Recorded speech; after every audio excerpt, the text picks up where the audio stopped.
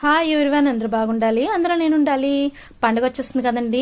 అందరిలో ఉండవలసిన పిండి వంటలు చేగోడీలు కంపల్సరిగా అందరూ చేసుకుంటారు. అవి ఇప్పుడు ఎలాగో చేసి చూపిస్తాను. ఫస్ట్ ఒక పల్లెంలోని 4 పావుసాలు వరిపిండికి 1 పావుసాలు నూలుపప్పు వేసుకోవాలి. నీళ్లు కూడా అదే గ్లాసుకి గ్లాసే కొలతండి. 4 గ్లాసులకి 4 గ్లాసులు నీళ్ళు వేసుకొని అది మరుగుతుండగానే వరిపిండి, కారం, చిన్న నూలుపప్పు, జీలకర్ర ఇవన్నీ కలిపి ఆ వేడి నీటిలోనే వీడియోలో చూపించినట్టుగా ఉక్కించుకోవాలి. చల్లారాక బేషన్లో తీసుకొని కొంచెం గోరువెచ్చగా ఉన్నప్పుడే బాగా మెదుపుకోవాలి. చూడండి వీడియోలో ఎలా మెదుపుతున్నామో అలా బాగా మెదుపుకొని ఉండలా చేసి పక్కన పెట్టుకోవాలి.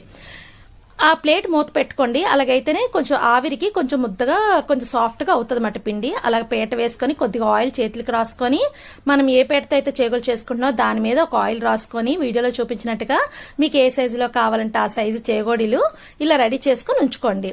కిందన పల్లెల్లో కాకుండా పేపర్ వేసుకుంటే నూనెంతా లాగుతుందండి. ఇప్పుడు డీప్ ఫ్రైకి సరిపడంత ఆయిల్ వేసుకొని వీడియోలో చూపించినట్టుగా చేగోడీలు 2 వైపులా ఫ్రై చేసుకుంటే రెడీ అండి. ఆంధ్ర పిండి వంటలు అసలైనది చేగోడీలు. గుల్లగా ఉంటుంది. ఇలా మనం విరపగానే కన్నం వస్తుందండి చేగోడికి మధ్యలో. ఆ కన్నంలాగా వస్తే హోల్లో పడుతుంది. అదే చేగోడి గుల్లతనం వచ్చినట్టమాట. సో ఇలా మీరు కూడా మీ ఇంట్లోని పండక్కి పిండి వంటలు చేసుకోండి. చేగోడీలు ఎలాగొచ్చాయో నాకు కామెంట్ బాక్స్లో పెట్టండి. Thank you for watching. అలాగే నేను ఇంకా వీడియోలు పెడతాను. పిండి వంటలు ట్రై చేయండి. మీ ఇంటికి వచ్చిన అల్లుళ్ళకి పెట్టండి. Thank you for watching. Bye.